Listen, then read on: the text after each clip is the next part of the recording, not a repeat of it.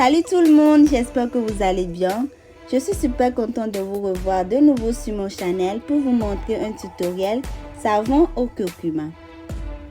Vu que vous avez apprécié la vidéo que j'avais faite sur les deux façons d'utiliser la poudre de curcuma Anasus Beauté, alors aujourd'hui j'ai décidé de vous montrer comment je fais mes savons que je vends d'ailleurs sous le nom de Chasmetica.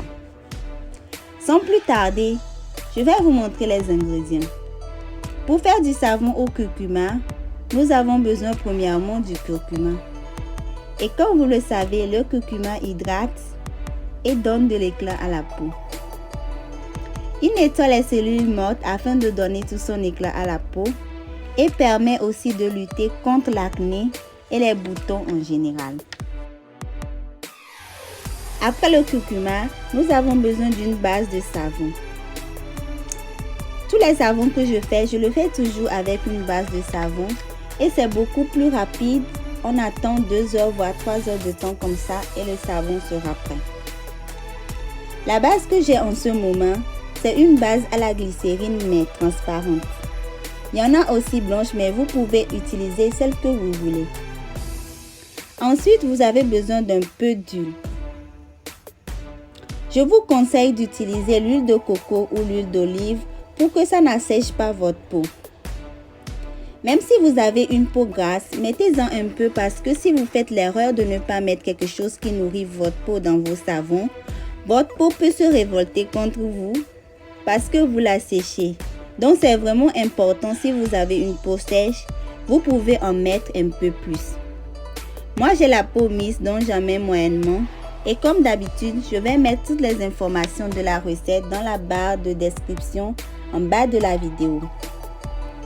Ensuite, je mettrai aussi dans mon savon du bicarbonate et du citron pour éliminer les odeurs dans les aisselles et dans les parties intimes.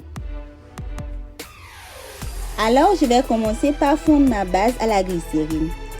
Vous pouvez le faire au bain-marie ou au micro-ondes par tranche de 40 secondes et il faut le faire tourner à chaque fois.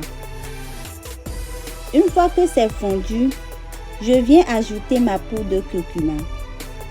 Et après, j'ajoute mon huile de coco ou l'huile d'olive ou l'huile de votre choix. Et après, je mélange le tout pour que ça soit homogène. Ensuite, j'ajoute du bicarbonate et du citron qui va nous aider à éliminer les odeurs sur notre corps à chaque fois qu'on utilise le savon. Après avoir bien mélangé le tout, je viens verser dans un moule à savon, mais vous pouvez prendre des moules en silicone ou en métal, ça dépend de votre choix. On va laisser le savon reposer au minimum 2 heures voire 3 heures de temps, pas moins que ça, pour que ça se solidifie bien. Ensuite, vous pouvez le démouler après et c'est prêt. Voici le résultat de mon savon au curcuma.